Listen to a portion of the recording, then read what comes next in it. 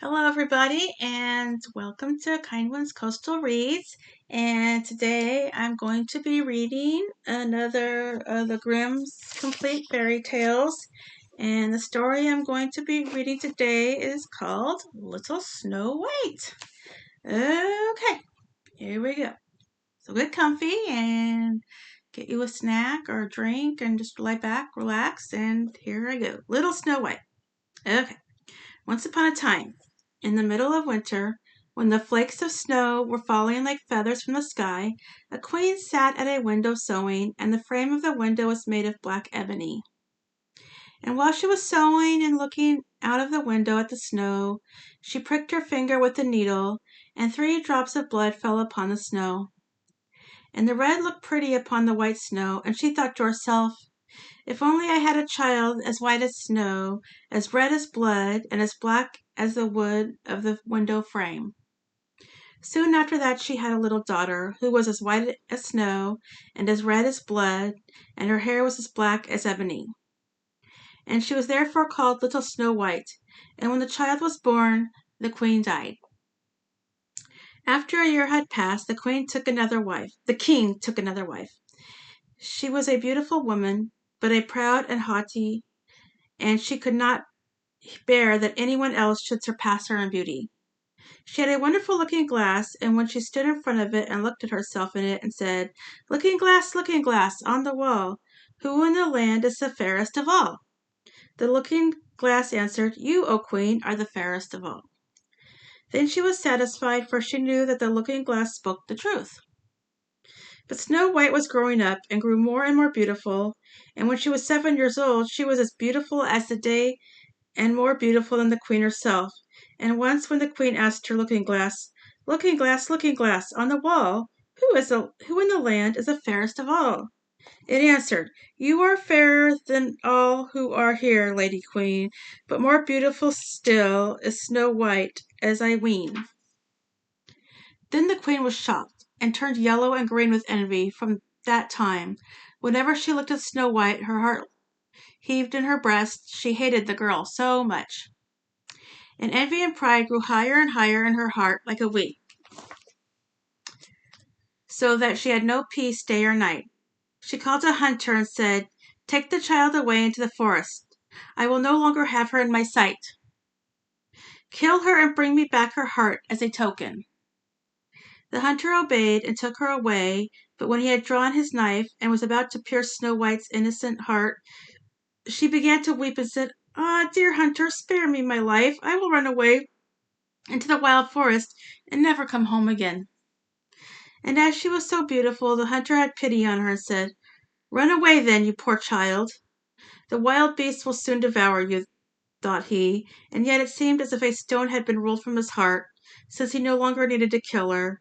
And as a young boar just then came running by, he stabbed it and cut out its heart and took it to the queen, as proof that she was dead. The cook had to salt this, and the wicked queen ate it, and thought she had eaten the heart of Snow White. But now the poor child was all alone in the great forest, and so terrified that she looked at every leaf of every tree and did not know what to do. Then she began to run, and ran over sharp stones and through thorns, and the wild beasts ran past her, but did her no harm. She ran as far as her little feet could go until it was almost evening. Then she saw a little cottage and went into it to rest. Everything in the cottage was small, but neater and cleaner than you could imagine.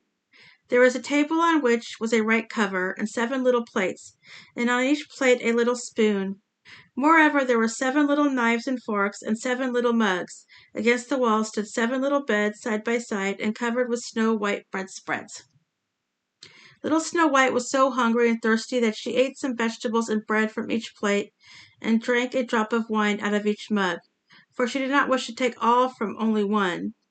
Then, as she was so tired, she laid herself down on each side of the little beds.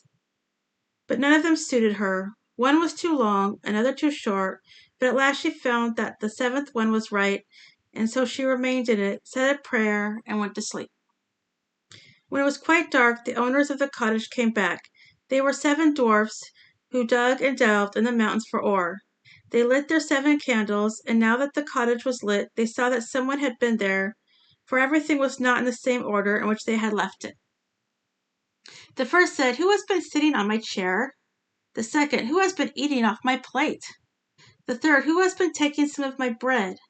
The fourth, "Who has been eating my vegetables?" The fifth, "Who has been using my fork?" The sixth, "Who has been cutting with my knife?" The seventh, "Who has been drinking out of my mug?" Then the first looked round and saw that there was a little hole on his bed, and he said, "Who has been getting into my bed?" The others came up and each called out, "Somebody has been lying in my bed too." But the seventh, when he looked at his bed, saw little Snow White, who was lying asleep on it, and he called the others, who came running up, and they cried out with astonishment, and brought their 7 little candles, and let the light fall on little Snow White. "Oh heavens! Oh heavens!" cried they, "what a lovely child!" And they were so glad that they did not wake her up, but let her sleep in the bed. And the 7th dwarf slept with his companions, 1 hour with each, and so got through the night. When it was morning, little Snow White awoke, and was frightened when she saw the 7 dwarfs. But they were friendly and asked her what her name was. "My name is Snow White," she answered. "How have you come to our house?" said the dwarfs. Then she told them that her stepmother had wished to have her killed, but that the hunter had spared her life, and that she had run for the whole day, until at last she had found their dwelling. The dwarf said, "If you will take care of our house, cook, make the beds, wash, sew, and knit, and if you will keep everything neat and clean, you can stay with us, and you shall want for nothing." "Yes," said Snow White, "with all my heart," and she stayed with them. She kept the house in order for them. In the mornings they went to the mountains and looked for copper and gold. In the evenings they came back, and their supper had to be ready. The girl was alone the whole day, so the good dwarfs warned her and said, "Beware of your stepmother. She will soon know that you are here. Be sure to let no one come in." But the queen, believing that she had eaten Snow White's heart, was certain that she was again the first and most beautiful of all, and she went in her looking glass and said, looking glass, on the wall, who in this land is the fairest of all?" And the glass answered, "O Queen, you are fairest of all, I see, but over the hills where the 7 dwarfs dwell, Snow White is still alive and well, and none is so fair as she." Then she was astonished, for she knew that the looking glass never spoke falsely, and she knew that the hunter had betrayed her, and that little Snow White was still alive. And so she thought and thought again how she might kill her, for so long as she was not the fairest in the whole land. Envy let her have no rest, and when she had at last thought of something to do, she painted her face and dressed herself like an old peddler, and no one could have known her in this disguise. She went over the 7 mountains to the 7 dwarfs, and knocked at the door and cried, "Pretty things to sell, very cheap, very cheap." Little Snow White looked out the window and called out, "Good day, my good woman, what have you to sell?" "Good things, pretty things," she answered, "laces of all colors," and she pulled out one which was woven of bright colored silk. "I may let the worthy old woman in," thought Snow White, and she unbolted the door and brought in the pretty laces. "Child," said the old woman, "what a fright you look! Come, I will lace you properly for once." Snow White had no suspicion, but stood before her and let herself be laced with the new laces. But the old woman laced so quickly and so tightly that Snow White lost her breath and fell down as if dead. "Now I am the most beautiful," said the queen to herself, and ran away. Not long afterwards in the evening the 7 dwarfs came home, but were shocked that they saw their dear little Snow White lying on the ground, and that she neither stirred nor moved, and seemed to be dead. They lifted her up, and they saw that she was laced too tightly. They cut the laces, then she began to breathe a little, and after a while came to life again. When the dwarfs heard what had happened, they said, "The old peddler was none other than the wicked queen. Take care and let no one come in when we are not with you." But the wicked woman, when she had reached home, went in front of the glass and asked, looking glass on the wall, who in the land is the fairest of all?" And it answered as before, "O Queen, you are fairest of all, I see, but over the hills where the 7 dwarfs dwell, Snow White is still alive and well, and none is so fair as she." When she heard this, all her blood rushed to her heart with fear, for she saw plainly that little Snow White was again alive. "But now," she said, "I will think of something that shall put an end to you." And by the help of witchcraft, which she understood, she made a poisonous comb. Then she disguised herself and took the shape of an old woman. So she went over the 7 mountains to the 7 dwarfs, knocked at the door and cried, "Good things to sell, cheap, cheap." Little Snow White looked out and said, "Go away, I cannot let anyone come in." "I suppose you can look," said the old woman, and pulled the poisonous comb out and held it up. It pleased the girl so well that she let herself be fooled and opened the door. When they had struck a bargain, the old woman said, "Now I will comb you properly for once." Poor little Snow White had no suspicion, and let the old woman do as she pleased. But hardly had she put the comb in her hair than the poison in it took effect, and the girl fell down senseless. "You paragon of beauty," said the wicked woman, "you are done for good," and she went away. But, fortunately, it was almost evening when the 7 dwarfs came home. When they saw Snow White lying as if dead upon the ground, they at once suspected the stepmother, and they looked and found the poisoned comb. Scarcely had they taken it out when Snow White came to and told them what had happened. Then they warned her once more to be upon her guard and to open the door to no one. The queen at home went in front of the glass and said, looking glass on the wall, who in the land is fairest of all?" But it answered as before, "Oh, queen, you are fairest of all, I see. But over the hills where the 7 dwarfs dwell, Snow White is still alive and well, and none is so fair as she." When she heard the guards speak, she trembled and shook with rage. "Snow White shall die," she cried, "even if it costs me my life." With that she went into a quiet, secret, lonely room where no one ever came, and there she made a very poisonous apple. Outside it looked pretty, white with a red cheek, so that every one who saw it longed for it, but whoever ate a piece of it must surely die.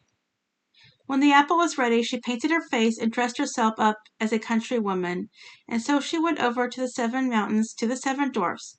She knocked at the door. Snow White put her head out of the window and said, "I cannot let anyone in. The 7 dwarfs have forbidden me."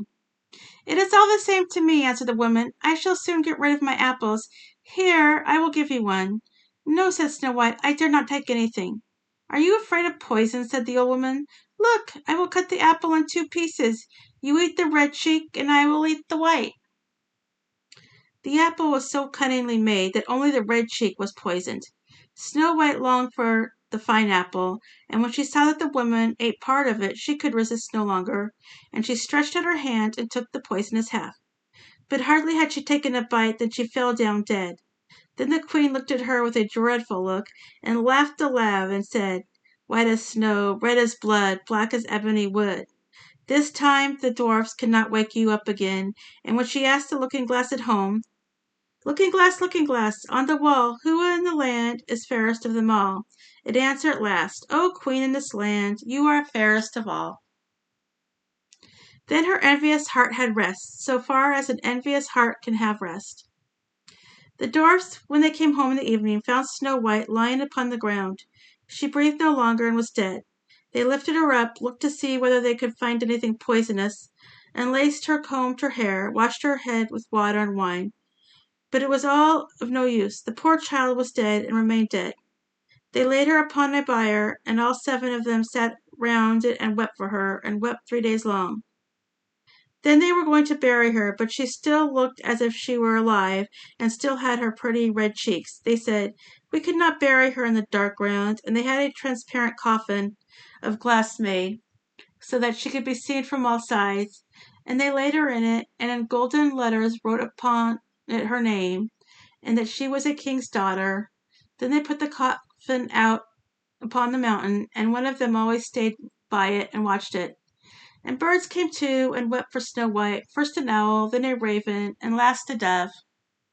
And now Snow White lay a long, long time in the coffin, and she did not change, but looked as if she were asleep, for she was as white as snow, as red as blood, and her hair was as black as ebony. It happened, however, that a king's son came into the forest, and went to the dwarf's house to spend the night. He saw the coffin on the mountain, and the beautiful Snow White inside it, and read what was written upon it in golden letters. Then he said to the dwarfs, "Let me have the coffin. I will give whatever you want for it." But the dwarfs answered, "We will not part with it for all the gold in the world." Then he said, "Let me have it as a gift, for I cannot live without seeing Snow White. I will honor and prize it for my dearest possession." As he spoke in this way, the good dwarfs took pity upon him and gave him the coffin. And now the king's son had carried it away by his servants on their shoulders, and it happened that they stumbled over a tree stump, and with a shock of the poisonous piece of apple which Snow White had bitten off came out of her throat, and before long she opened her eyes, lifted up the lid of the coffin, sat up, and was once more alive. "Oh, heavens! Where am I?" she cried. The king's son, full of joy, said, "You are with me," and told her what had happened, and said, "I love you more than everything in the world. Come with me to my father's palace. You shall be my wife." And Snow White was willing and went with him, and their wedding was held with great show and splendor. But Snow White's wicked stepmother was also invited to the feast. When she had dressed herself as beautiful clothes, she went before the looking-glass and said, looking glass on the wall, who in the land is the fairest of them all?" The glass answered, "O Queen of all, here the fairest is you, but the young Queen is fairer by far, it is true." Then the wicked woman uttered a curse, and was so miserable, so utterly miserable, that she knew not what to do. At first she would not go to the wedding at all, but she had no peace, and must go to see the young Queen. And when she went in she knew Snow White, and she stood still with rage and fear, and could not stir. But iron slippers had already been put upon the fire, and they were brought in with tongs, and set before her. Then she was forced to put on the red-hot shoes, and dance until she dropped down dead. The end. And that is the story of the little Snow White from the Grimm's Complete Fairy Tales. Hope you enjoyed the story. And if you like the story, you can hit the like and subscribe button here on YouTube. And I will be back tomorrow with another fairy tale for you all. And I hope you all have a good night. And thank you all for watching. Bye.